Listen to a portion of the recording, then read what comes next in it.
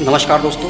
अक्सर समाज में सशक्तिकरण की जब भी बात करते हैं तो हम लड़कों के संघर्षों को नज़रअंदाज कर देते हैं। लड़कों पर बचपन से ही मजबूत दिखने और परिवार का बोझ उठाने का जो मानसिक दबाव होता है वह एक बड़ा संघर्ष है। आज हम एक ऐसे विषय के बारे में बात करने जा रहे हैं जिसे जब भी हम संघर्ष की बात करते हैं तो अक्सर पुरुषों के संघर्ष को यह कहकर दबा दिया जाता है कि वह तो लड़का है, उसे तो सब झेलना होगा। लेकिन आज मैं उस मजबूत मुखौटे के पीछे संघर्ष की बात करना चाहता हूँ जिसे हमेशा नज़रअंदाज कर दिया जाता है। लड़कों का संघर्ष उनके बचपन से ही शुरू हो जाता है। जब एक बच्चा गिरता है और उसे चोट लगती है तो उसे सबसे पहले क्या सुनना होता है, अरे तुम तो लड़के हो, रोते क्यों हो, लड़के तो रोते नहीं हैं। यह वह पल होता है जहाँ से एक लड़का अपनी भावनाओं को दबाना सीख जाता है। समाज की इस परिभाषा ने उनका रोने का अधिकार तक छीन लिया है। वह दर्द में होता है, वह टूट रहा होता है, लेकिन उसे मर्द दिखने के लिए मुस्कुराना पड़ता है। एक लड़का जब छोटा होता है तभी से उसे अनजाने में ही यह सिखा दिया जाता है कि उसे रोना नहीं है। लड़के बहादुर होते हैं, लड़कियों की तरह मत रो। इन छोटी छोटी बातों से हम उसके भीतर भावनाओं को कुचल देते हैं। वह गिरता है, उसे चोट लगती है, उसका दिल टूटता है, लेकिन वह सिर्फ एक इसलिए चुप रहता है क्योंकि समाज में उसे मजबूत दिखने का बोझ दे दिया है।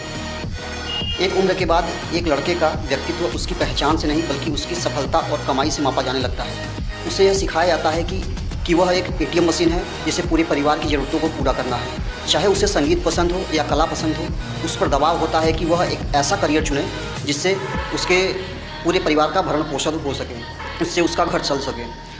उसके कंधे पर माता पिता के बुढ़ापे की लाठी बनने से लेकर बहन की शादी और छोटे भाई बहनों की शिक्षा तक का बोझ डाल दिया जाता है। समाज में यह धारणा है कि लड़का कभी भी पीड़ित नहीं हो सकता, चाहे कार्य क्षेत्र का तनाव हो या मानसिक स्वास्थ्य की समस्या।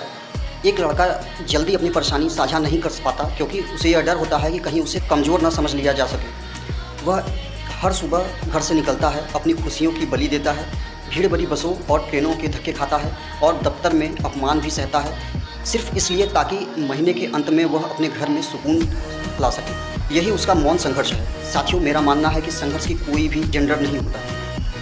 अगर हम महिलाओं के अधिकारों की बात करते हैं तो हमें लड़कों के मानसिक स्वास्थ्य और उनके संघर्षों की भी समझने की ज़रूरत है।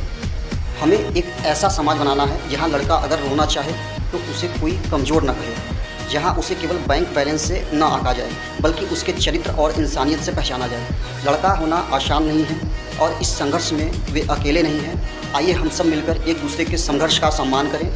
एक लाइन है कि जिम्मेदारियों की बेड़ियों ने उसे जल्दी बड़ा कर दिया, वरना कुछ ख्वाब तो उसने भी अपनी आंखों में सजाए थे। तो साथियों, अगर आपको ये वीडियो अच्छी लगे तो